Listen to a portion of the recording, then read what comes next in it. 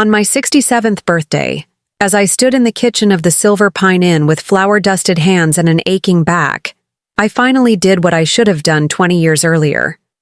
I pulled the yellowed property deed from my grandmother's antique chest, walked into the crowded dining room where my husband's entire family was gathered, and announced that every square inch of the historic hotel they'd been profiting from for decades legally belonged to me. The looks on their faces as they realized the woman they'd treated as nothing more than a glorified maid was actually their landlord will stay with me until the day I die. Before we jump back in, tell us where you're tuning in from, and if this story touches you, make sure you're subscribed because tomorrow, I've saved something extra special for you. My name is Martha Sullivan, and for a quarter century, I've been the invisible backbone of the Silver Pine Inn, a charming 19-room historic hotel nestled in the mountains of western North Carolina. My husband Walter's family has run this place since the 1970s, or at least that's the story they've always told. The Sullivans are something of a local institution in our small town of Piney Ridge, respected business owners, active in the Chamber of Commerce, always quick to remind everyone of their deep roots in the community. Walter's father, George Sullivan, started the business, passing it down to his 3 sons with the understanding that they would continue the family legacy. Walter, as the middle son, never quite measured up to his older brother Richard's business acumen or younger brother Thomas's charm, but he found his place managing the hotel's day-to-day operations.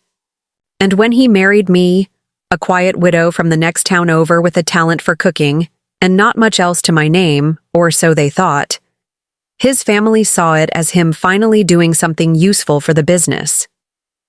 From my first day as a Sullivan, I was put to work.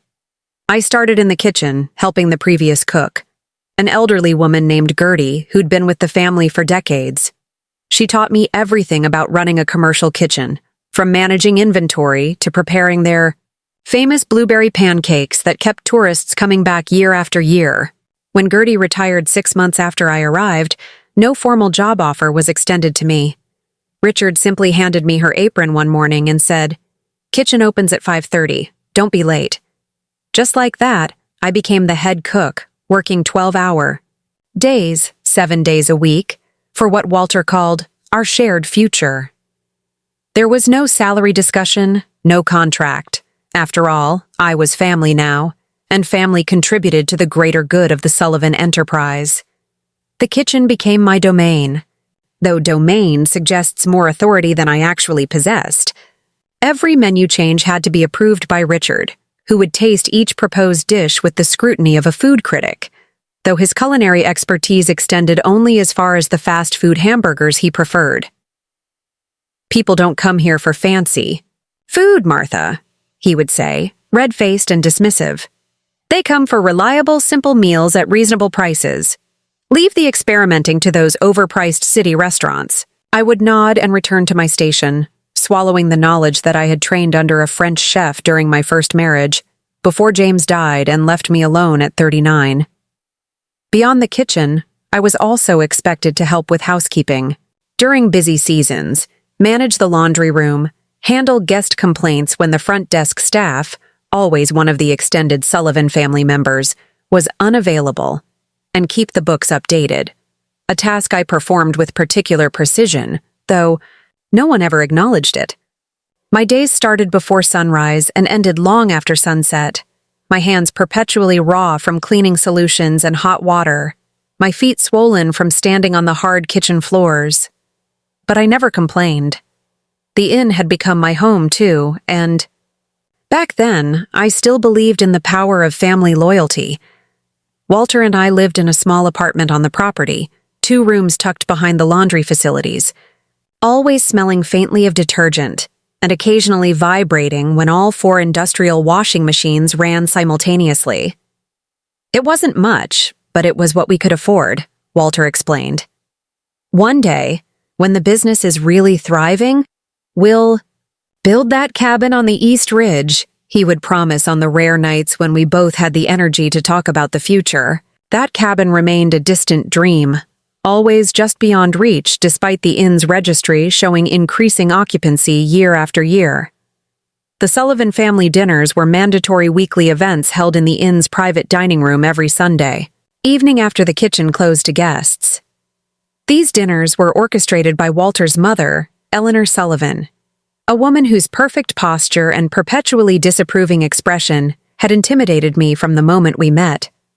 Eleanor, even, at 83, commanded the family with iron authority, her white hair always impeccably styled, her clothes expensive but understated. She sat at the head of the table, with Richard to her right and her husband George's empty chair, maintained as a sign of respect since his passing 5 years earlier, to her left. "Martha, these potatoes are undercooked again," Eleanor commented. One Sunday, her fork pushing the offending vegetable to the edge of her plate. "I've mentioned this before. Perhaps you should set a timer." She didn't look up as she spoke, her tone suggesting she was addressing a particularly slow child rather than a woman in her 60s. "I'm sorry, Eleanor," I replied automatically, the response worn smooth from years of practice. "I'll make sure they're better next week." I knew the potatoes were perfectly cooked. Eleanor simply preferred them so soft they nearly disintegrated, but arguing would only extend the criticism. Richard's wife Diane, her blonde highlights freshly done as they were every 2 weeks, gave me a look that I'd grown to recognize as false sympathy. "Martha, I'd be happy to show you how I make mine. Richard just raves about them." Her offer, like all her offers, was designed not to help but to highlight my shortcomings while elevating her own status in the family hierarchy. "Thank you, Diane. That would be lovely," I said, the words tasting like copper in my mouth. 25 years of these dinners had taught me that keeping the peace required a special kind of self-erasure, a skill I had mastered alongside perfecting the inn's signature cinnamon rolls. Thomas, the youngest Sullivan brother, glanced up. From his phone, his attention perpetually divided between family and the stream of messages from the various women he dated, despite being well into his 50s. "The food's fine, Mom, but speaking of the kitchen, we need to talk about upgrading the equipment before peak season." He turned to Richard, completely bypassing me despite the fact that I was the one who used that equipment daily. "The cost estimates came in. It's going to be around $30,000 for everything." Richard nodded thoughtfully, dabbing his mouth with a napkin. "We'll have to see what's in the budget. The roof repairs took more than expected." He turned to Walter. "How are the books looking this quarter?" Walter shifted uncomfortably beside me. Unlike his brothers, he had never mastered the art of confidence, even when it was unwarranted. "We're doing all right. Bookings are up for spring, but we had those cancellations during the winter storm." His voice trailed off as Richard's expression darkened. "I told you we should have installed that generator 2 years ago," Richard said, his tone making it clear this was a long-standing argument. "That storm cost us thousands." "A generator would have cost more," Walter countered weakly. "Not over time," Richard snapped. "This is exactly why Dad put me in charge of major decisions. You never think long-term, Walter." I felt Walter deflate. Beside me, his shoulders slumping slightly in that familiar posture of defeat. I placed my hand on his knee under the table, a gesture of support he acknowledged with the faintest nod, but didn't return. After 25 years of marriage, these subtle communications had replaced most of our actual conversations. Eleanor cleared her throat, effectively ending the brewing argument. "Speaking of long-term plans, I've been thinking about the upcoming 50th anniversary of the inn." All eyes turned to her. "We should plan something special. Perhaps a weekend event. Invite some of our longtime guests. Get some press coverage." Her gaze swept around the table, landing finally on me. "Martha, you'll need to plan a special menu. Something memorable but not too experimental." The last word carried her typical warning against any of my occasional attempts to elevate the inn's offerings beyond the laminated menu that hadn't substantially changed since 1983. "Of course," I agreed, mentally calculating the additional hours. Such an event would require on top of my already exhausting schedule. "When were you thinking of holding this celebration?" Preparing and narrating this story took us a lot of time, so if you are enjoying it, subscribe to our channel. It means a lot to us. Now back to the story. The actual anniversary is in September, but I thought Labor Day weekend would draw a better crowd, Eleanor replied. That gives us about 4 months to prepare. Richard nodded approvingly. Good thinking, Mom. We can charge premium rates that weekend, too. He pulled out his phone and began typing notes. We should renovate the main dining room before then. New paint? Maybe new chairs? He looked around the current room with a critical eye. This place is starting to look dated. My grip tightened on my fork. The dated appearance he so casually dismissed was the careful preservation of the inn's original 1920s character. The hand-carved oak wainscoting, the vintage light fixtures, the historical photographs of the town that I had personally framed and arranged on the walls. To the Sullivans, history was valuable only as a marketing tool, not as something to be respected or maintained. The Historical Society might have some opinions about changing too much, I ventured carefully. Many of our guests come specifically for the authentic period details. Richard's dismissive wave cut through my comment like it was smoke. We're not talking about gutting the place, Martha, just freshening it up. Besides, who's going to complain about new chairs? Your back certainly won't. He chuckled at his own joke, and Diane dutifully laughed alongside him. I think what Martha means, Walter began, surprising me with his intervention, is that we should be careful not to lose the character that makes the Silver Pine special. The inn is special because of the Sullivan family legacy, Eleanor stated, firmly, her tone closing the subject. Now, about the guest list for the anniversary. As the conversation moved on, I excused myself to begin clearing dishes, a task that technically should have been shared but had somehow become exclusively mine over the years. In the kitchen, away from the family's scrutiny, I allowed myself a moment of quiet rebellion. I set the dishes down with more force than necessary, the clatter of porcelain against stainless steel providing a small release for the frustration building inside me.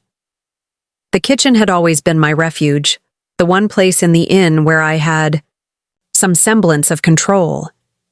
Even now, as I methodically loaded the commercial dishwasher, I found comfort in the familiar routine. The staff had gone home hours ago, leaving me alone with the hum of refrigerators and the occasional creak of the old building settling around me. These quiet moments after Sunday dinners were often the only true peace I found in my weeks. As I wiped down counters and reorganized tomorrow's prep list, my thoughts drifted to the antique chest tucked under our bed in the apartment. Specifically, to the hidden compartment at the bottom where I kept the property deed that none of the Sullivans knew existed. I had discovered it among my grandmother's possessions after she passed away, just 3 months before I met Walter. The faded document, with its formal legal language and official seals, had shocked me to my core when I realized what it meant. The entire Silver Pine property, the inn, the surrounding 5 acres, and the natural spring that had made it a destination since the 1920s, had been purchased by my grandfather in 1952 and passed to my grandmother upon his death. How the Sullivans came to operate a business on my family's property was a complicated story, one involving my grandmother's extended hospitalization in the 1970s, a handshake agreement with George Sullivan to manage the place temporarily, and the subsequent blurring of lines between management and ownership that occurred when documents were conveniently lost and memories selectively faded. By the time I learned the truth, George Sullivan had been telling the Sullivan family legacy story for so long that it had become the accepted history of the Silver Pine Inn, both within the family and throughout the community. I had kept the deed secret all these years for reasons that seemed to shift and change as time passed.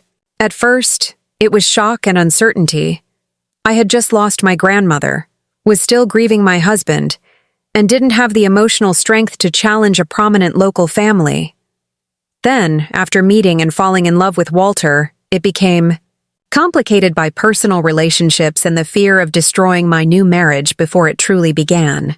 As the years accumulated, so did my justifications. I told myself I was being patient, waiting for the right moment, giving the Sullivans a chance to recognize my value naturally without forcing their hand. But the truth, which I could admit only, in these solitary kitchen moments, was simpler and more difficult to face. I was afraid. Afraid of confrontation, afraid of not being believed, afraid of losing the only family I had left, dysfunctional as it was. And beneath all those fears lay a deeper one that I hardly dared acknowledge even to myself. The fear that even with legal proof in hand, I would somehow still be dismissed, overlooked, and pushed aside as I had been every day for 25 years. The sound of laughter from the dining room pulled me from my thoughts. Richard's booming confidence, Thomas's smooth chuckle, Diane's practiced titter, all harmonizing in a familiar chorus that never included Walter's quieter voice or my absent one. They were probably discussing the anniversary plans, making decisions about my kitchen and my workload without any consideration of my input or limitations. In that moment, something shifted inside me. A subtle but fundamental realignment like the first tremor before an avalanche. I dried my hands on my apron and walked to the small window that connected the kitchen to the dining room. A pass-through for serving dishes that also allowed me a framed view of the Sullivan family tableau. Eleanor was speaking, her hands gesturing. Emphatically, as Richard nodded along, his expression serious and self-important. Thomas was back on his phone, only half listening. Diane was adjusting her expensive watch, checking the time even though she had nowhere else to be. And Walter sat slightly apart, his posture that of a man who had long ago accepted his peripheral place in his own family's narrative. They looked like what they believed themselves to be: owners, decision-makers, the rightful stewards of the Silver Pine legacy. None of them glanced toward the kitchen or seemed to notice my absence, despite the fact that I had prepared every bite of food they were still enjoying, would clean every dish they used, and would be up hours before any of them tomorrow to start the process all over again. As I watched them through that small window frame, I made a decision. The Sullivan family's 50th anniversary celebration would indeed be memorable, but not for the reasons they were planning. It would be the day the true ownership of the Silver Pine Inn was finally revealed. At 67 years old, with my back aching from decades of labor and my patience worn as thin as the faded linens I still ironed by hand each week, I was done being the silent caretaker of a legacy that was rightfully mine. I turned away from the window and looked around the kitchen, my kitchen, with new eyes. The commercial stove I'd been asking to replace for 3 years. The cracked tile floor that Richard deemed not a priority. The outdated refrigeration system that worked only because of my constant vigilance and creative maintenance. All of it sitting on land that had belonged to my family for generations. 4 months, I whispered to myself. The words both a countdown and a promise. 4 months to prepare for a revelation that would change everything. 4 months to find my voice, after 25 years of strategic silence. 4 months until the Sullivans learned who really owned the property they had claimed as their birthright. I squared my shoulders and returned to the dining room with coffee for everyone, my face revealing nothing of the seismic decision I had just made. Eleanor looked up briefly as I set her cup down. "Thank you, Martha." Now, as I was saying about the guest list, I poured and nodded and smiled as I always did. But inside, for the first time in decades, I felt something long dormant, beginning to stir, a sense of righteous purpose, of reclamation, of long overdue justice. After a quarter-century of cooking and cleaning for my husband's family business, the time had finally come for them to discover who really owned the property beneath their feet. The preparations for the Silver Pine Inn's 50th anniversary celebration consumed every spare moment of my already overflowing days. Eleanor had formed a planning committee consisting of herself, Richard, Diane, and Thomas's latest girlfriend, Vanessa, a local boutique owner 30 years his junior with ambitious ideas about modernizing the inn's image. Walter was assigned to handle the budget, a task that mostly involved him saying no to everyone else's expensive proposals, then being overruled by Richard. I was not invited to these planning meetings, despite being responsible for implementing most of their decisions. They want ice sculptures, Martha. 2 of them. Walter slumped into our small kitchen one evening, his tie loosened and his expression defeated after another 3-hour planning session. And a champagne fountain and some kind of seafood display with dry ice smoke effects. I looked up from the stack of invoices I was organizing, a task I handled after my regular 14-hour workday because Richard had fired the bookkeeper 2 months ago to cut costs before the renovation. Seafood in the mountains in September? That's going to cost a fortune to source properly. Walter ran a hand through his thinning gray hair. That's what I said. Richard told me I was being small-minded again. He sat heavily at our tiny dining table, the wood creaking in protest. They settled on a quote of $15,000 just for the food and beverage program, not including staff. $15,000? I set down my pen. Walter, that's 3 times what we typically allow for event catering. Where is that money coming from?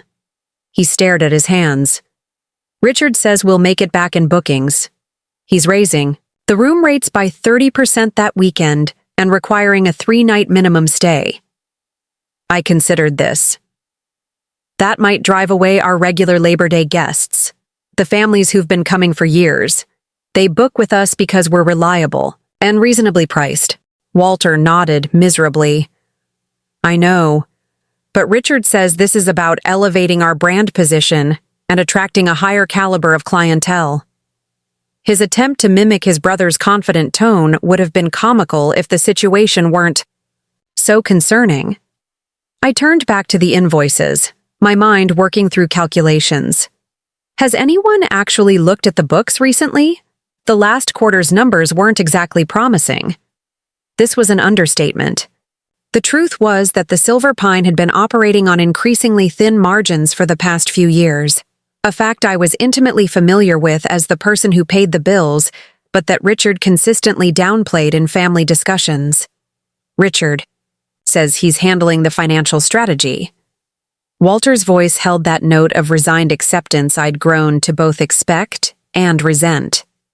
He had long ago ceded all major decision-making to his brother, retreating to the safe harbor of following orders and avoiding conflict. I studied my husband's face, the deepening lines around his eyes, the permanent furrow between his brows, the slumped shoulders that carried the weight of decades of subtle familial diminishment. At 68, Walter looked older than his years, worn down by a lifetime of being the lesser Sullivan brother.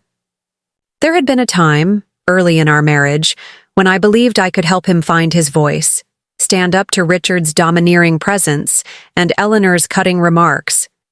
But as the years passed, I watched him retreat further into himself, finding comfort in routine and the path of least resistance. I should get back to these, I said, gesturing to the invoices. The meat delivery was short again last week, and they still haven't credited us. Walter nodded, rising wearily. I'm going to take a shower. Early check-ins tomorrow. He paused at the bedroom door. They want you to prepare sample menus for the anniversary event by Monday. Eleanor mentioned something about recreating popular dishes from the 1970s for nostalgia. After he disappeared into the bathroom, I sat back and closed my eyes, allowing myself a rare moment of unguarded emotion.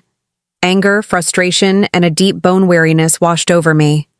The Silver Pine Inn had consumed my life for 25 years, years I could have spent building something of my own, traveling, or simply living without the constant weight of the Sullivans' expectations and dismissals. I thought of the property deed hidden in the chest under our bed. 4 more months, I reminded myself. Just 4 more months of playing this role before everything changed. The following morning, I arrived at the kitchen at my usual time, 4:30 a.m., 2 hours before the first guests would expect breakfast. The pre-dawn quiet of the inn had always been precious to me, a peaceful interlude before the demands of the day descended. I moved through my opening routine with practiced efficiency, starting the coffee, prepping the breakfast pastries, setting out ingredients for the day's meals.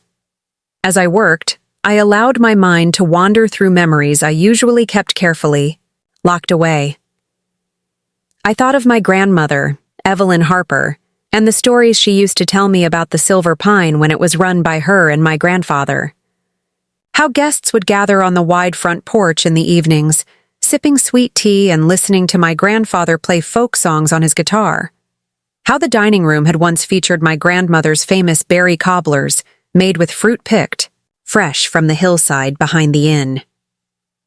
How the place had been filled with laughter and warmth and a genuine sense of hospitality that had nothing to do with profit margins or brand positioning. The Silver Pine had been built by my great-grandfather. In 1923, during the region's first tourism boom, it had survived the Great Depression, 2 world wars, and the economic upheavals of the 20th century through a combination of resilience, community connections, and the simple beauty of its setting nestled against the Blue Ridge Mountains. My grandparents had carried on that legacy with pride and integrity until my grandfather's sudden death in 1968 and my grandmother's subsequent stroke 2 years later. That was when George Sullivan entered the picture. A charismatic businessman with grand ideas about developing tourism in the region, he had approached my grandmother in the rehabilitation center where she was recovering, offering to help manage the inn temporarily while she focused on her health.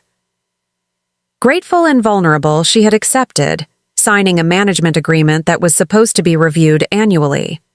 But as her recovery stretched from months into years and her memory began to fail, George Sullivan's temporary management quietly transformed into a narrative of Sullivan family ownership, with fewer and fewer mentions of the Harper family's founding role. By the time my grandmother passed away in 1987 and I inherited the property, most locals had forgotten that the Sullivans hadn't always owned the Silver Pine. The management agreement, if it still existed, was nowhere to be found among my grandmother's papers. All I had was the property deed, indisputable legal proof, but challenging to leverage against a family that had spent decades cementing their ownership story in the community's collective memory. And then I'd met Walter at a community festival, fallen in love with his quiet kindness, and found myself in the impossible position of discovering that my new husband's family had effectively appropriated my inheritance. How could I have broached that conversation as a new bride? How could I have accused the Sullivans of deception without destroying my marriage before it had truly begun? So I had waited, telling myself the time would come, the right moment would present itself. But days became months, months became years, and the longer I waited, the more impossible the revelation seemed. Instead, I had poured myself into working at the inn, telling myself that at least I was helping to preserve my family's legacy, even if no one knew it was mine. The sound of the kitchen door swinging open pulled me from my reverie.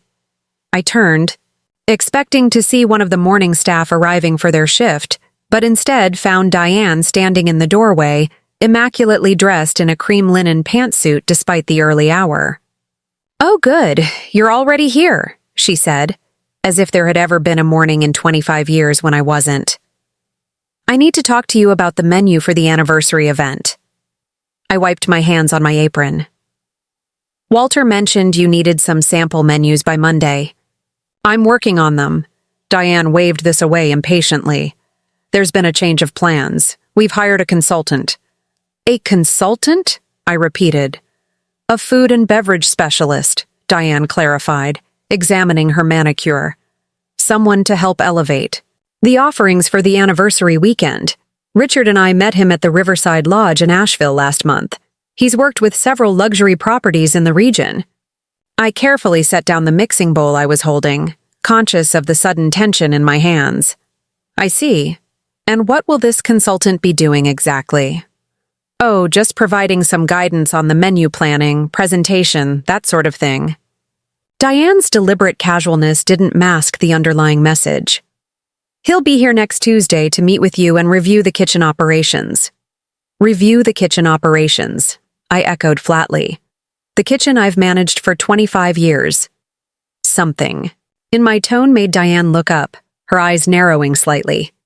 It's not personal, Martha. This is a special event, and we need to make sure everything is absolutely perfect. You understand? I did understand. I understood that once again, the Sullivans were bringing in an outsider rather than trusting my experience or expertise. I understood that my decades of service counted for nothing when weighed against the chance to impress their wealthy friends. I understood that in their eyes, I would always be the help, never part of the family whose name I shared. Of course, I said, my voice steady despite the anger simmering beneath the surface. I'll make sure the kitchen is ready for inspection. Diane smiled, clearly relieved that I wasn't going to make a scene. Wonderful.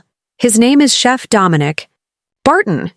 Very well regarded in culinary circles, apparently. Richard says he trained in France. I thought of my own culinary training in Paris, a detail I had shared with the family early in my marriage, only to have Eleanor dismiss it as quaint before changing the subject. Like so many aspects of my life before the Silver Pine, it had been deemed irrelevant to my current role and therefore not worth acknowledging. How nice, I said. Will there be anything else? Diane glanced around the kitchen as if seeing it for the first time. Oh, and the renovation crew will be starting on the dining room next week. They'll need to use the kitchen as a staging area, so you'll have to work around them. She delivered this news with the same casual tone one might use to mention a slight change in the weather. The kitchen, I repeated, as a staging area, during breakfast and lunch service, just for a few days, Diane assured me, already turning to leave. I'm sure you'll figure it out. You always do. And with that, she was gone, the kitchen door swinging behind her. I stood motionless for several long moments, breathing deeply, to control the wave of rage that threatened to overwhelm me.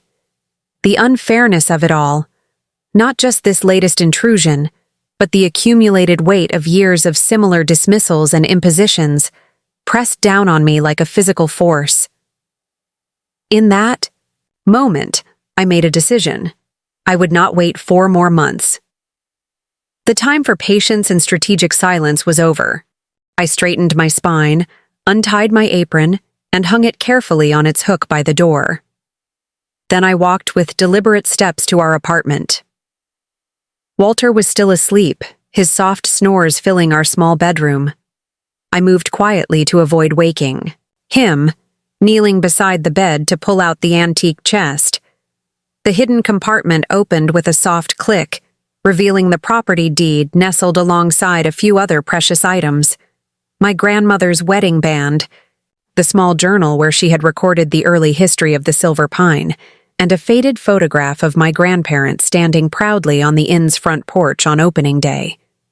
I took out the deed and the journal, then changed from my work clothes into something I rarely had occasion to wear. A well-preserved navy blue dress suit I had purchased years ago for special occasions that somehow never materialized. As I fastened the pearl buttons, I caught my reflection in the small mirror above our dresser. Gray hair neatly pinned back, lines etched around my eyes and mouth from years of early mornings and late nights, shoulders slightly stooped from decades of physical labor. But my eyes held something new. A fierce determination that transformed my familiar face into something almost formidable. Martha? Walter's sleepy voice came from the bed. What are you doing up? And why are you dressed like that? I turned to face my husband, the deed and journal clutched in my hands. I'm going to see James Harmon. Walter blinked in confusion, pushing himself up against the pillows. The attorney? Why? I sat on the edge of the bed, suddenly aware that this conversation would change everything between us. There's something I need to tell you, Walter. Something I should have told you years ago. The look of concern that crossed his face sent a pang of guilt through me.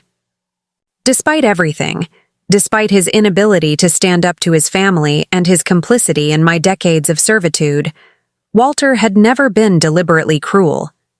He was weak, not malicious, a distinction that had allowed me to maintain some measure of affection for him through the years. "What is it?" he asked, fully awake now. I took a deep breath and opened the deed, laying it on the bed between us. The Silver Pine Inn doesn't belong to the Sullivan family. It never did. My grandfather bought this property in 1952, and my grandmother left it to me when she died in 1987. Walter stared at the document, his face cycling through confusion, disbelief, and shock. "But my father always said, the Sullivan family has owned the Silver Pine since 1972, I finished for him. "That's when your father convinced my grandmother to let him manage the inn temporarily while she recovered from her stroke. Somehow, over time, that temporary management became ownership in everyone's minds, possibly including your father's. But legally, indisputably, the Silver Pine Inn and all its property has belonged to my family for over 70 years. Walter's hand trembled as he reached for the deed, examining it with bewildered eyes. "Why didn't you ever say anything? All these years?" It was the question I had been asking myself with increasing frequency and mounting regret. At first, I didn't know how. We were newlyweds, and I was just beginning to understand my place in the Sullivan family hierarchy. Then, as time passed, it seemed harder and harder to find the right moment.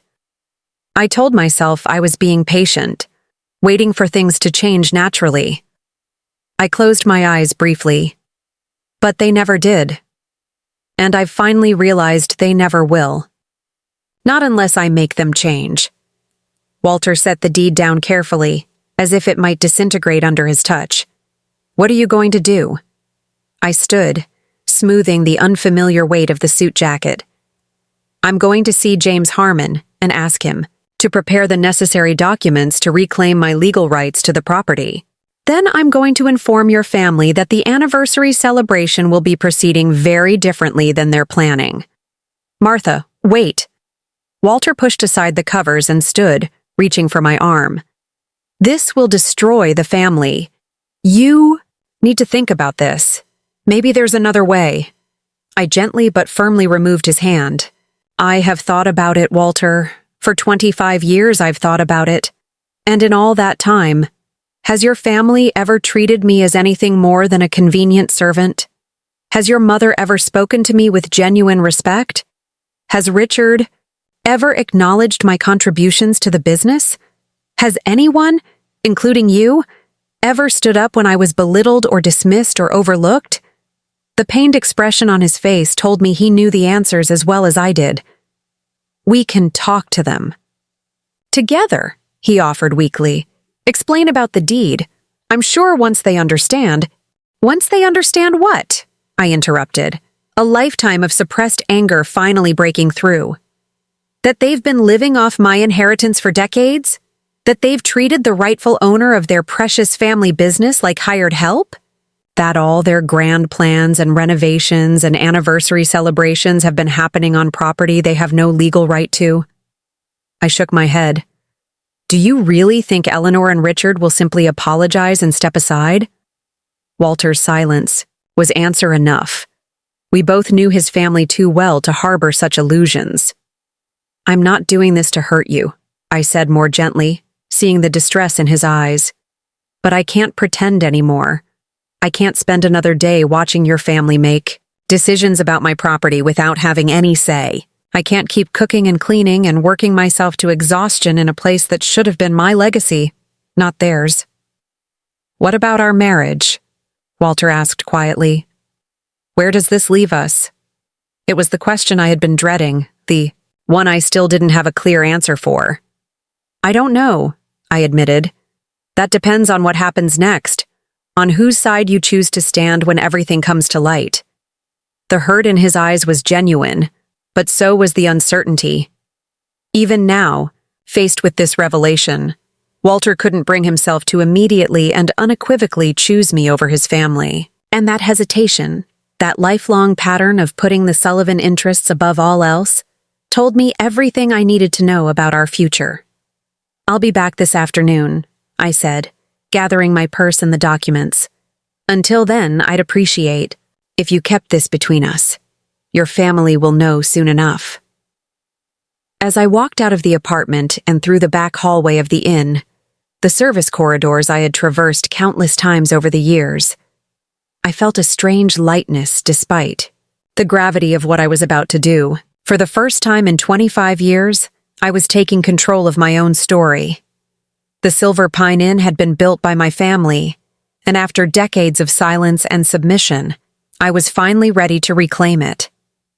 The morning sun was just cresting the mountains as I stepped outside, casting the world in a golden light that seemed to promise new beginnings. I straightened my shoulders and walked toward the parking lot, leaving behind the kitchen where breakfast preparations would now go unmade, the dining room where renovations would soon be halted, and the future that the Sullivans had so confidently planned on my property without me.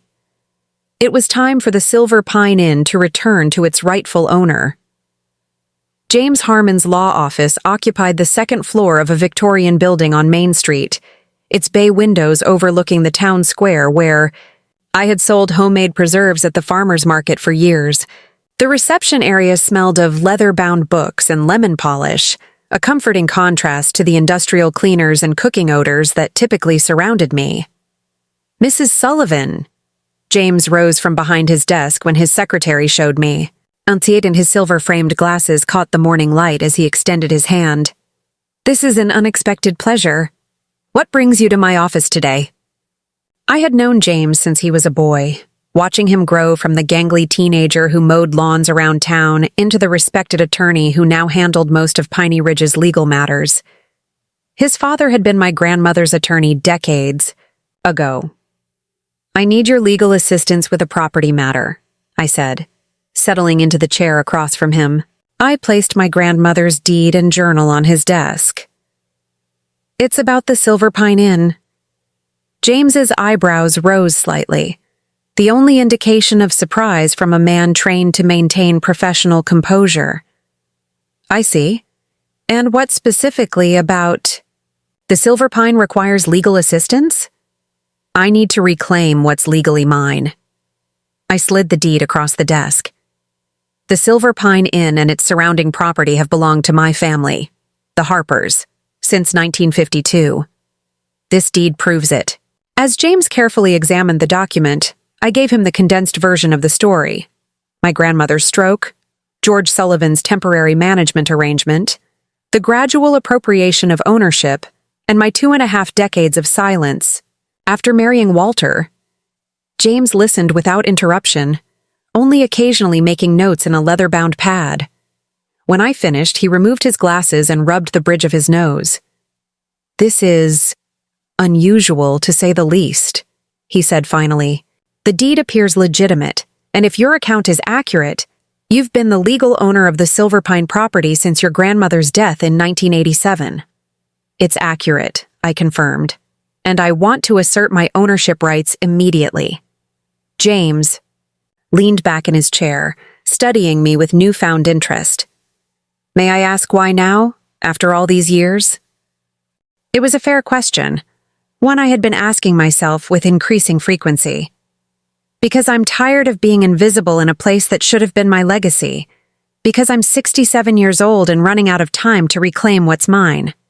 And because the Sullivans are planning an anniversary celebration to commemorate 50 years of ownership that was never truly theirs." James nodded slowly. "From a legal standpoint, your position is strong. The deed establishes clear ownership, and there appears to be no documentation transferring the property to the Sullivan family." He tapped his pen against the desk, thinking. "However, after such a long period, they could potentially claim adverse possession or argue that your silence constituted implied consent. What does that mean in practical terms?" "It means this could get messy." He flipped open a legal pad. "I'll need to research some precedents and draft the appropriate documents. When were you hoping to move forward with this?" "Immediately," I said. "Today, if possible." James blinked. "That's aggressive. Are you certain you don't want to discuss this with your husband first? Perhaps approach the family privately before taking formal legal action. I felt a flicker of irritation. I've already told Walter this morning. As for approaching the family privately, they've spent 25 years making decisions about my property without including me. I don't owe them a gentle handling now. Something in my tone must have convinced him of my resolve, because James straightened and adopted a more businesslike manner. Very well. I'll prepare a formal notice asserting your ownership rights and demanding immediate recognition of those rights. We'll need to file this with the county records office and serve notice to all current operators of the business. Including Walter? The question slipped out before I could stop it, betraying the emotional complexity beneath my determined exterior. James's expression softened slightly. That depends on whether you're viewing him as part of the Sullivan business interests or as your husband. Legally speaking, as your spouse, he may have certain claims or interests in the property as well, depending on how your assets are structured. I hadn't considered this angle. In all my years of planning this moment, I had focused on the primary Sullivans, Richard, Eleanor, Thomas, rather than Walter's position caught between his family and me. The realization that I might be legally battling my own husband added yet another layer of complexity to an already painful situation. I need time to think about Walter's position in this, I admitted. But I want to proceed with notifications to the rest of the family immediately. James nodded. I can have the preliminary documents ready by this afternoon. In the meantime, you might want to consider what your endgame is here, Martha. Do you want to take over operations of the inn? Yourself? Sell it? Lease it to the Sullivans under formal terms? Having a clear goal will help shape our strategy moving forward. They were all reasonable questions that I had somehow never fully resolved in my years of silent planning. What did I want? Not just recognition of ownership, but what came after? I want the truth acknowledged, I said finally. I want my family's legacy restored, and I want the Sullivans to understand what they've taken from me. I paused, considering. Beyond that, I'm not sure yet. I need to see how they respond first. James made a final note. I'll call you when the documents are ready. And Martha? He hesitated, professional detachment momentarily giving way to personal concern. This will likely cause significant disruption, both to the business and to your family relationships. Are you prepared for that? Was I prepared? After 25 years of suppressed resentment and quiet planning, was I truly ready for the storm that would follow? I thought of Eleanor's dismissive tone, Richard's condescension, the upcoming anniversary celebration planned without my input, and the property that should have been my inheritance all along. Yes, I said firmly. I'm prepared. As I left James's office and stepped into the bright morning sunshine, I realized I had no desire to return immediately to the Silver Pine. For the first time in decades, I had called in sick. Or rather, I simply hadn't shown up, leaving the breakfast service to the confused assistant cook. The thought of all the chaos likely unfolding in my absence, the panicked phone calls, the scrambling to cover my duties, gave me a small, guilty thrill. Instead of heading back, I walked to Carolina Cafe, a small restaurant on the other side of the town square that I had rarely visited despite its proximity to the inn. The Sullivan family considered it competition, and patronizing it would have been seen as disloyalty. Martha Sullivan. What a surprise. Sarah Chen, the cafe owner, greeted me warmly. I don't think I've seen you in here in years. Special occasion? I smiled, settling into a corner table by the window. Just taking some long overdue time for myself. Sarah brought me a cup of coffee without being asked. Well, it's good to see you somewhere besides behind that kitchen counter, at the Silver Pine. You work too hard over there. Yes, I agreed, the simple acknowledgement a small rebellion in itself. I believe I do. I ordered breakfast, eggs Benedict with smoked salmon, something I'd never have time to prepare for myself, at the inn, and savored each bite with the novel pleasure of being served rather than serving others. Through the cafe window, I could see the town coming to life. Shopkeepers opening their doors, tourists strolling along the sidewalks, all oblivious to the seismic shift about to rock our small community. My phone buzzed insistently in my purse. Walter, no doubt, wondering where I was, perhaps panicking about how to handle the morning chaos without me. I silenced it without checking the messages. For once, the Silver Pines problems were not mine to solve. After breakfast, I did something I hadn't done in years. I visited Oakwood Cemetery, where my grandparents were buried. Their graves were well maintained, as I paid for annual care, but I rarely found time to visit in person. Standing before their headstones, I felt a complex mixture of emotions: regret for having allowed their legacy to be erased for so long, determination to set things right, and a quiet sadness for all. "The year's lost. I'm fixing it, Grandma," I said softly. "I'm finally fixing it." When my phone buzzed again at noon, it was James Harmon. "The documents are ready," he said without preamble. "And Martha, there's something else you should know. Walter came to see me after you left." My heart stuttered. What did he want? To understand his legal position. He seemed conflicted. James chose his words carefully. He asked about options for resolving this without a public confrontation. I explained that my ethical obligation was to represent your interests, not mediate a family dispute. "Thank you," I said, unsure whether to be angry at Walter's intervention or relieved that he wasn't openly opposing me. "I'll be right over." The legal documents James had prepared were straightforward but powerful: a formal assertion of ownership rights, demands for immediate access to all business records, and notifications requiring acknowledgement of my property rights. As I signed each page, I felt a curious lightness, as if each signature was removing a weight I had carried for decades. "What happens now?" I asked, setting down the pen after the final signature. "Now we deliver these notices," James said, sliding the documents into a leather folder. "Legally, they should be formally served, but given the sensitive nature of the situation, I thought you might prefer to deliver them personally." I considered this. The thought of facing Eleanor and Richard, watching their expressions as they realized the ground was shifting beneath them, held a certain appeal, but the potential for explosive confrontation in the midst of a busy inn full of guests gave me pause.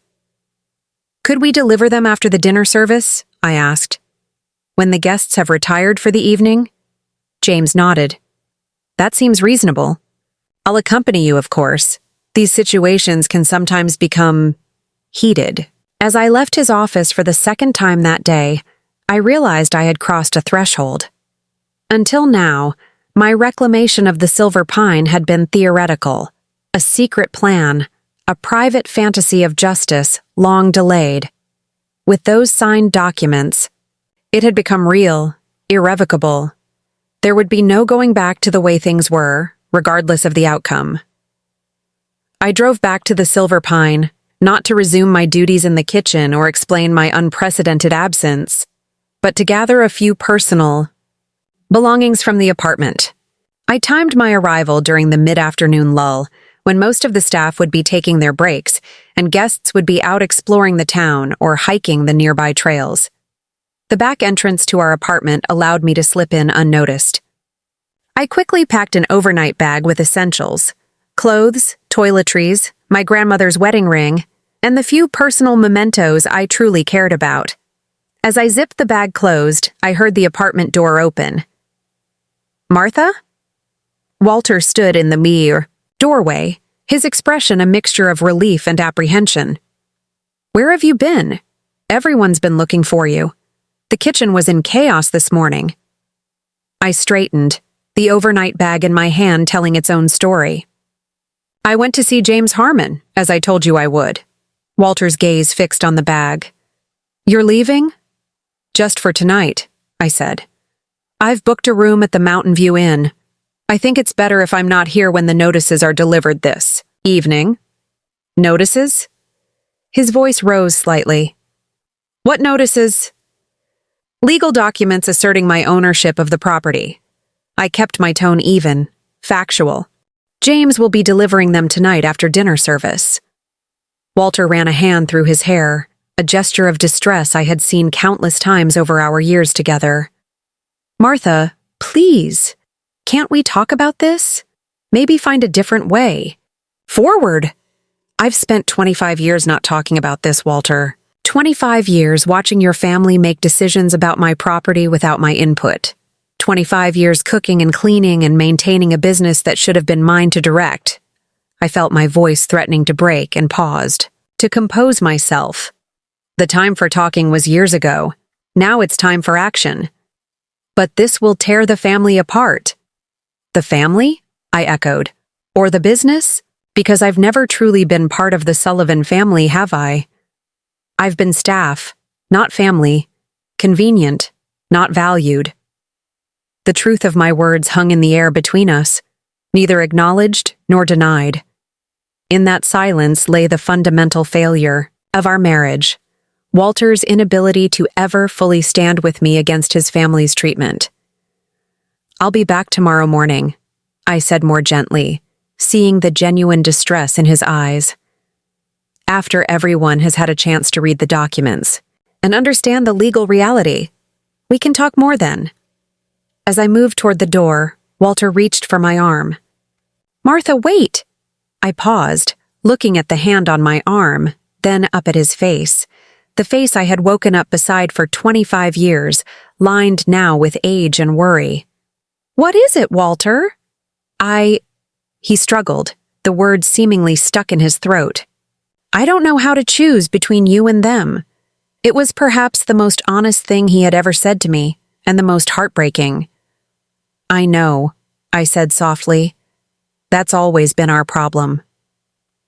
I gently removed his hand and walked out the door, leaving behind the apartment, the kitchen where I had spent countless hours, and the man who had never quite found the courage to stand beside me. Tonight, the Sullivans would learn who really owned the Silver Pine Inn. Tomorrow, I would return to face the aftermath, not as the silent cook and housekeeper they had taken for granted, but as the rightful owner reclaiming her legacy. The Mountain View Inn felt like stepping into another world. A modern boutique hotel on the opposite side of town from the Silver Pine, it represented everything the Sullivan family despised: contemporary design, technological amenities, and a business model that catered to younger tourists seeking Instagram-worthy experiences rather than traditional mountain charm. I had never stayed here, though I'd heard Eleanor dismiss it countless times as tacky and soulless. As I settled into my room with its sleek furnishings and panoramic windows overlooking the valley, I couldn't help but appreciate the irony. For years, I had defended the Silver Pine's old-fashioned approach, believing that preserving my family's original vision was worth the endless labor and thankless service. Now, surrounded by effortless comfort and modern efficiency, I wondered how much of that loyalty had been misplaced. At precisely 8:30 p.m., my phone rang. It was James Harmon. It's done, he said simply. The documents have been delivered. I gripped the phone tighter. How did they react? James hesitated. It was dramatic. Richard became quite agitated. Eleanor remained eerily composed, though she turned rather pale. Thomas wasn't present. Apparently, he's in Asheville for the weekend. And Walter? I couldn't help asking. He stayed mostly silent, seemed torn between defending you and placating. His family. James cleared his throat. Martha, there's something else you should know. When Richard realized the implications, he made some threats, talking about countersuits, claiming adverse possession, suggesting you had fabricated the deed. I had expected as much. Richard's first response to any challenge was always aggression. Empty threats, I said, with more confidence than I felt. Most likely, James agreed. But just to be safe, I've filed preliminary notices with the county clerk and sent copies to the local police department. If there's any attempt to damage the property or remove business records, they'll be on legally shaky ground. After we hung up, I stood at the window watching darkness settle over the mountains. Somewhere across town, the Sullivans were reeling from the revelation that had upended their world. Were they huddled in emergency conference, plotting counterattacks? Was Eleanor recounting the history as she remembered it, or wanted to remember it? Was Richard pacing and shouting, his face flushed with the rage I had seen so many times over minor kitchen mishaps? And Walter, was he finally finding his voice, or retreating further into uncertain silence? My phone began lighting up with messages and missed calls, not just from Walter and various Sullivans, but from staff members, local friends, even regular guests who had somehow already heard rumors of upheaval at the Silver Pine. News traveled at lightning speed in small towns, and by morning, I knew the entire community would be buzzing with speculation. I silenced my phone and drew the curtains, creating a small cocoon of quiet in which to gather my strength for tomorrow's confrontation. For the first time in decades, I was not responsible for the Silver Pines breakfast service. Tomorrow, someone else would rise before dawn. Someone else would mix the pancake batter and brew the coffee. Someone else would field guest complaints and staff concerns. The thought brought a wave of liberation tinged with the faintest hint of loss. Sleep came fitfully, interrupted by dreams of the inn. Not as it was now, but as it had been in my childhood, when my grandparents welcomed guests. With genuine warmth and the place hummed with honest hospitality, rather than corporate efficiency. In my dreams, I walked through corridors that shifted between past and present, hearing echoes of my grandmother's laughter mingled with Eleanor's sharp commands. I awoke at my usual time, 4:30 a.m., my body still programmed for kitchen duties, despite the circumstances. After showering and dressing with deliberate care, I sat at the small desk in my room and began writing. Not legal documents or kitchen inventories, but a vision, what the Silver Pine could be if restored to its original. Spirit while embracing necessary modernization, I sketched organizational charts with fair wages for all staff, renovation plans that honored the historical architecture while improving functionality, and a business model that prioritized sustainability and community connections over maximum profit extraction. By the time I finished, sunlight was streaming through the windows. I gathered my notes, checked out of the Mountain View Inn, and drove toward the Silver Pine with a clarity of purpose I hadn't felt in years. The inn's parking lot was unusually empty for a weekday morning. As I approached the main entrance, I rarely used, accustomed as I was to the service entrance by the kitchen, I noticed several guests loading luggage into their cars, expressions of confusion and annoyance on their faces. Checking out early? I asked one couple I recognized as regular visitors from Charlotte. The husband frowned. Something strange is going on here. Half the staff didn't show up this morning, there was no breakfast service, and when we asked that older Sullivan woman what was happening, she just muttered something about temporary disruption and offered a discount on our next stay. I thanked them and continued inside, where the normally bustling lobby was eerily quiet. June, the young woman who usually manned the front desk, sat alone, anxiously chewing her lip. "Mrs. Sullivan!" She jumped up when she saw me. "Thank goodness. You're here. Everything's falling apart. The kitchen staff didn't know what to do without you, so they just put out some cereal and muffins." Then Mr. Richard came through shouting about legal nonsense, and Mrs. Eleanor told us not to answer guest questions about ownership or operations. She lowered her voice. "Are they selling the inn? Is that what's happening?" "Not exactly," I said gently. "Where is everyone now?"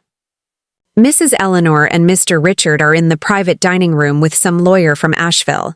Mr. Walter was in your apartment earlier, but I haven't seen him in about an hour."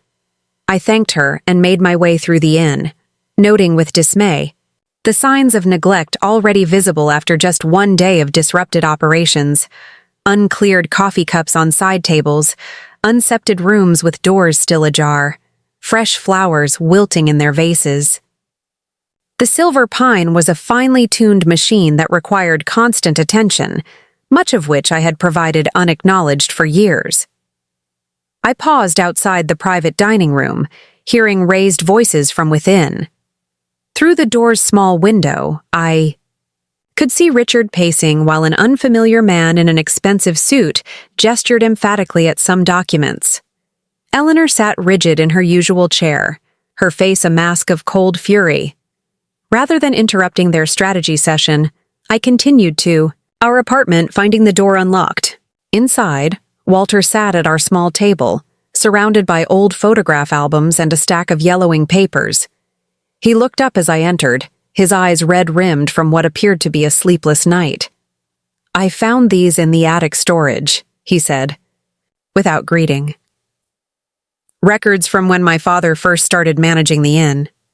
He pushed a document toward me, a faded agreement dated 1972, bearing both George Sullivan's and my grandmother's signatures. It was supposed to be a 3-year management contract, renewable upon mutual agreement. I picked up the paper, my heart quickening. This was the missing management agreement, proof that George Sullivan had never purchased the property, only contracted to operate the business temporarily. "There's more," Walter continued, his voice hollow. "Financial reports showing payments to your grandmother's account for the first 2 years, then nothing. Letters from her care facility inquiring about the arrangement, unanswered. Even a draft deed transfer that was never executed or signed." He looked up at me, his expression a mixture of shame and stunned realization. "My father didn't buy the Silver Pine. He just took it, gradually, so no one would notice. The confirmation of what I had always suspected should have felt vindicating. Instead, seeing Walter's distress as he confronted his father's dishonesty, I felt only a profound sadness for all the years lost to this deception. "I didn't know," Walter said quietly. "All these years, I truly believed it was ours." "I know," I said, and I meant it. Walter had many flaws, but deliberate dishonesty had never been among them. What matters now is what happens next. He gestured toward the dining room. "Richards brought in some hotshot attorney from Asheville who specializes in property disputes. They're talking about adverse possession claims, questioning the deed's validity, even suggesting that by marrying into the family, you somehow surrendered any prior claim." He ran a hand through his disheveled hair. "It's ugly, Martha. Richard is determined to fight this to the bitter end. I had expected no less. And what about you, Walter? Where do you stand in all this?" He met my eyes directly for perhaps the first time in our marriage. "I don't know yet, but I do know I can't keep pretending nothing was wrong with how this family has treated you, or how I've treated you." He stood slowly, gathering the documents into a neat stack. "These belong to your grandmother. They should be returned to you." As he handed me the papers, tangible proof of decades of quiet appropriation, something shifted between us. Not forgiveness exactly, but perhaps the first fragile foundation for a new kind of understanding. "Richard and Eleanor are waiting for you," Walter said. "They've demanded a family meeting once their lawyer finished briefing them on options." I nodded, tucking the newly discovered documents into my bag alongside my morning's notes. "Then I shouldn't keep them waiting any longer, after all," I added with the ghost of a smile. "It's my inn they're sitting in." The private dining room fell silent as I entered.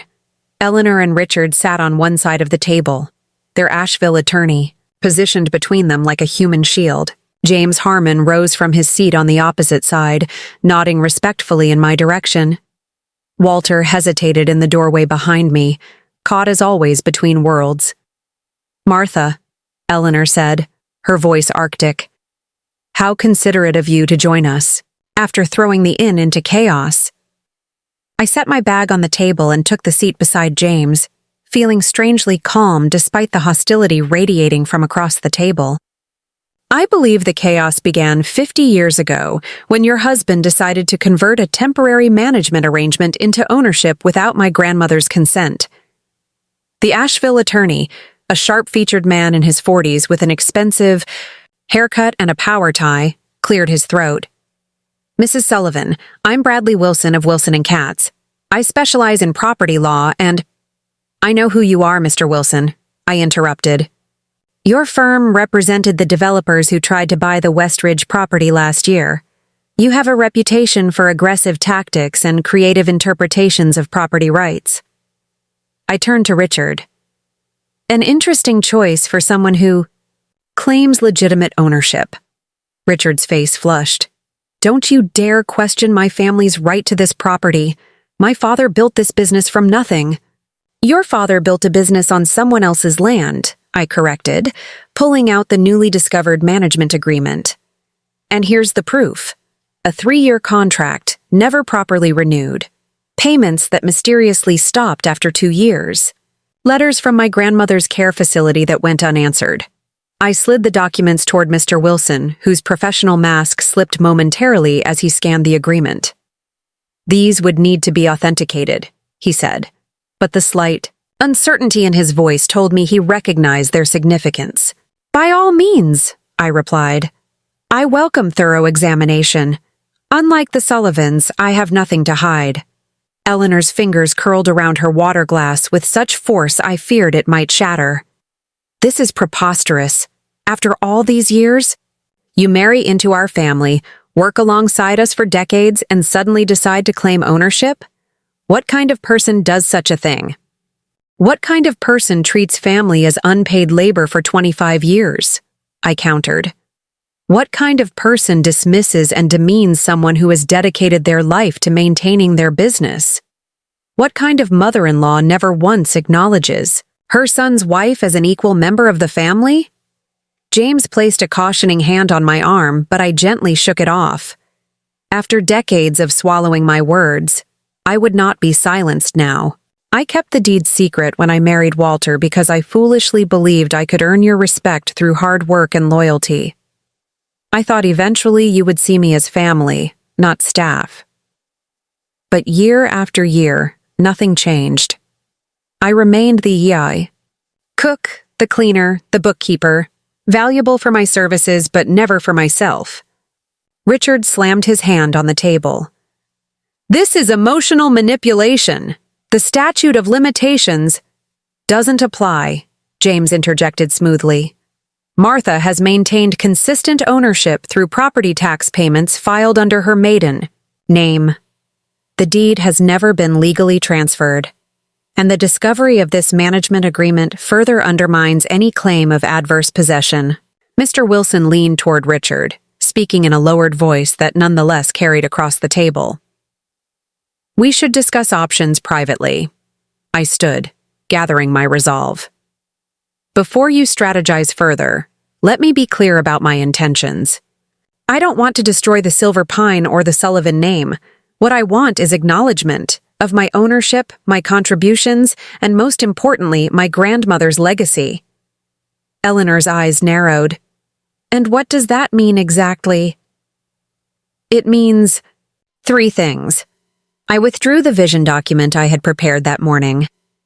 First, I want proper historical recognition. The Silver Pine was founded by the Harper family in 1923 and should be acknowledged as such in all materials and documentation. Richard started to object, but I continued firmly. Second, I want fair compensation for my 25 years of undervalued labor, back pay at market rates for a head chef, housekeeper, and bookkeeper with interest. Absolutely not, Richard sputtered. That's extortion. No, James corrected him. That's standard practice in cases of systematic wage theft, which is essentially what occurred here. And third, I said, meeting each of their eyes in turn, I want a restructuring of the business that respects both my legal ownership and the Sullivan family's operational history. I distributed copies of my proposal, a new organizational chart showing a board of directors that included both Harper and Sullivan representation, fair wages for all staff, profit-sharing arrangements, and a revitalized business model that honored the inn's heritage while embracing necessary innovations. This is your vision of the future? Eleanor asked, scanning the document with undisguised skepticism. It's one possibility, I replied. The alternative is a protracted legal battle that will bankrupt the inn, destroy its reputation, and leave all of us with nothing but bitterness. A heavy silence fell over the room. Walter, who had remained a silent observer by the door, finally stepped forward and picked up a copy of my proposal. "This could work," he said quietly, addressing no one in particular. "It acknowledges everyone's contributions while correcting the fundamental injustice." Richard turned on his brother with a snarl. "Of course you'd side with her. You've always been weak, Walter. Always looking for the easy way out instead of fighting for what's ours."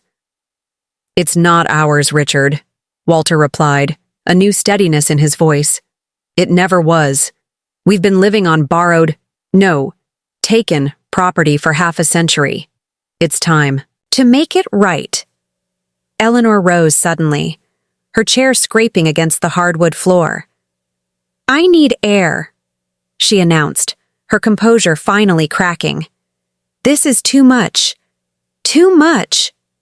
She swept from the room, her rigid posture the only thing keeping her upright. With Eleanor gone, Richard seemed to deflate slightly. He turned to Mr. Wilson. "Give us the room. I need to speak with my family privately." Once the attorneys had reluctantly withdrawn, Richard fixed me with a hard stare. "What's your real endgame here, Martha? Money? Revenge? What do you actually want?" The question caught me off guard with its directness. What did I want beyond the 3 conditions I had already outlined? "I want peace," I said finally. "Peace and recognition. For 25 years, I've lived with the knowledge that my family's legacy was buried under the Sullivan name.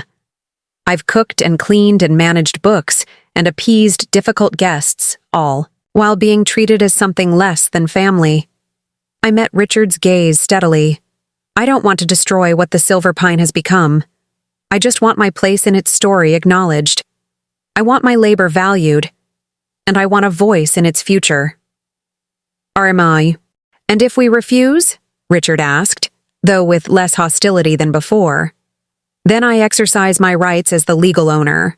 I dissolve the current management structure, reorganize as I see fit, and move forward without Sullivan involvement. Walter." Set down my proposal. "She's being more than fair, Richard. If the situation were reversed, if someone had evidence they owned the family business you'd operated for decades, would you be offering compromise, or would you be fighting to take it all?" The question hung in the air between them. Brothers, facing each other across a gulf of family dynamics and moral reckonings. Richard ran a hand over his face, suddenly looking older than his years. "I need to talk to Mother, and Thomas should be here for this discussion." He stood, pausing at the door. "We'll reconvene tomorrow morning, 9 o'clock. After he left, Walter and I found ourselves alone in the private dining room where countless Sullivan family decisions had been made without my input. The irony wasn't lost on either of us. "What happens to us?" Walter asked quietly. "To our marriage, if this moves forward?" It was the question I had been avoiding since the moment I decided to reclaim my property. In truth, I didn't know if our relationship could survive such a fundamental realignment of power and truth, or if I even wanted it to. "That depends," I said finally, "on whether we can build something new on honest ground. Our marriage has been shaped by the same imbalance as everything else at the Silver Pine." I looked at him directly. "I need to know who you are when you're not caught between your family and me. And I need to discover who I am when I'm not defined by serving the Sullivans." Walter nodded slowly. "That seems fair." He gathered his courage and added, "For what it's worth, I'm sorry, Martha.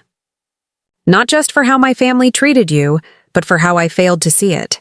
For how I failed to stand up for you. It wasn't enough, not nearly enough to erase 25 years of silent complicity." But as we walked together from the dining room into the lobby of the inn that had been both my prison and my rightful inheritance, I felt something I hadn't experienced in decades. The possibility of change, of restoration, of a future where I finally claimed my place not as Martha Sullivan, the cook and cleaner, but as Martha Harper Sullivan, rightful owner of the Silver Pine Inn. The night before the final meeting with the Sullivans, I didn't return to the Mountain View Inn. Instead, I climbed the narrow stairs to the Silver Pines attic, a space I had visited only a handful of times during my years at the inn. Dust motes danced in the beam of my flashlight as I made my way past stacked furniture and forgotten holiday decorations to the far corner where my grandmother's old steamer trunk had been stored since her death. Inside, beneath yellowed linens and carefully preserved clothing, I found what I was searching for.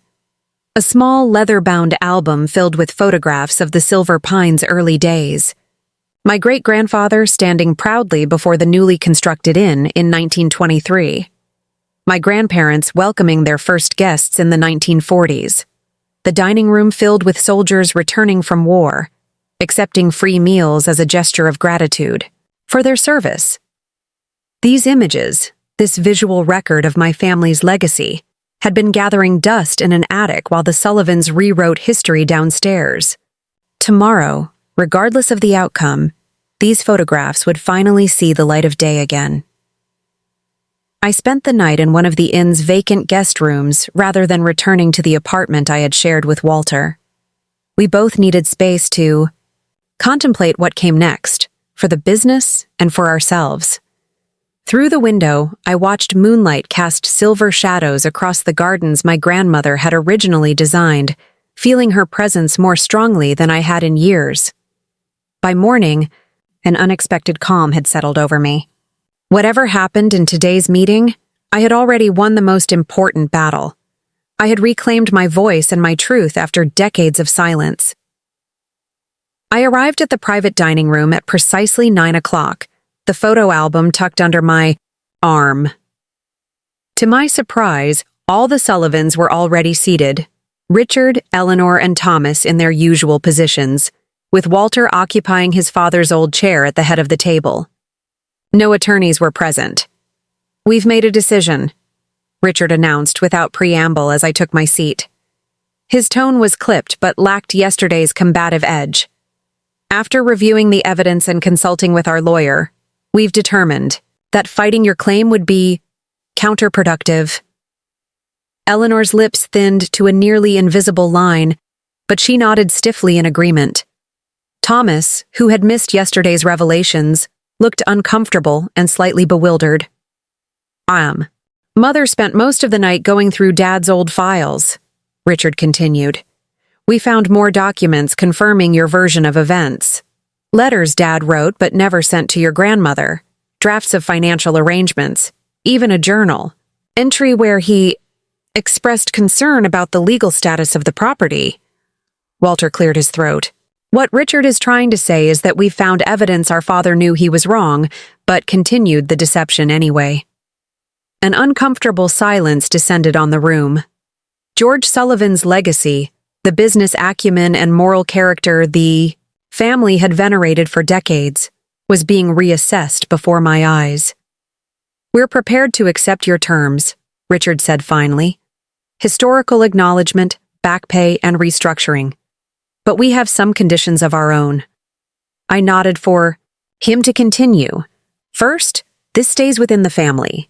No public airing of how the ownership transition occurred. The Silver Pines' reputation is important to all of us. Second," Eleanor interjected, finding her voice, "we maintain the Sullivan name in the business. Perhaps Harper Sullivan. Hospitality as the parent company, but the Silver Pine Inn name remains untouched. Guests know us by that name. And third," Richard finished, "we want a fair transition period. 6 months where the current management structure remains in place while we implement the new organization. No sudden changes that might disrupt operations or alarm long-term employees." Their demands were reasonable, more reasonable than I had expected. I studied their faces, noting the strain around Eleanor's eyes, the unusual humility in Richard's posture, Thomas's confused acceptance. This couldn't have been an easy pill for them to swallow. "Those terms are acceptable," I said, "with one addition. I placed the photo album on the table and opened it to show the history they had buried. These photographs, and others documenting the Harper family's founding of the Silver Pine, will be prominently displayed in the lobby and included in all materials about the inn's history. Eleanor flinched visibly, but nodded her agreement. Then, "We have an accord," Richard said, extending his hand across the table. As we shook hands, I realized this was perhaps the first time in 25 years that Richard had treated me as an equal, not as Walter's wife or the inn's cook, but as a business person worthy of respect. It shouldn't have taken legal action to reach this point, but at 67, I had learned to appreciate progress wherever it came. The next few weeks passed in a whirlwind of activity. James Harmon and Bradley Wilson worked together to draft agreements formalizing our arrangement. A proper board of directors was established with balanced Harper and Sullivan representation. I received my first official paycheck, backdated to include initial compensation for years of undervalued labor, with a payment plan for the remainder. Most importantly, my grandmother's photographs were framed and hung in the lobby alongside a newly commissioned plaque that read, "The Silver Pine Inn, established 1923 by the Harper family, proudly continuing a tradition of mountain hospitality through the Harper-Sullivan partnership." The physical changes to the inn were subtle at first. A new logo incorporating elements from both families' histories, updated staff uniforms, menus that featured Harper family original recipes, alongside newer offerings. But the emotional atmosphere underwent a profound transformation. With proper recognition and fair compensation, I found myself approaching my work with renewed energy and creativity. The kitchen, once my domain by default, became my chosen territory. A place where I could express my heritage through food rather than simply executing others' expectations. Eleanor, surprisingly, adapted better than expected to the new reality. Perhaps age had softened her resistance to change, or perhaps acknowledging the truth had freed her from maintaining a lifetime of deception. She began spending more time with her garden club and less time micromanaging the inn, occasionally, even complimenting my culinary innovations, small, halting steps toward something resembling respect. Richard struggled more visibly with the power shift. Decades of absolute authority couldn't be unlearned overnight. In board meetings, he would sometimes slip into his old commanding tone, only to catch himself mid-sentence with a glance in my direction. But to his credit, he threw himself into the marketing aspects of our rebranding, finding ways to leverage the inn's newly acknowledged history as an authentic selling point in an increasingly competitive tourism market. Thomas, ever adaptable, quickly recognized the business advantages of our new arrangement. Two founding families means twice the heritage story to tell, he pointed out during a marketing meeting. In today's market, authenticity sells, and now we have the real thing. The staff responded to the changes with a mixture of confusion, curiosity, and ultimately, approval. With proper wages, clear advancement paths, and a more collaborative management style, employee satisfaction improved dramatically. Several long-time employees later confessed they had always sensed something wasn't quite right about the Sullivan ownership story, but had never felt empowered to question it. Up next, you've got two more standout stories right on your screen. If this one hits the mark, you won't want to pass these up. Just click and check them out. And don't forget to subscribe and turn on the notification bell so you don't miss any upload from us.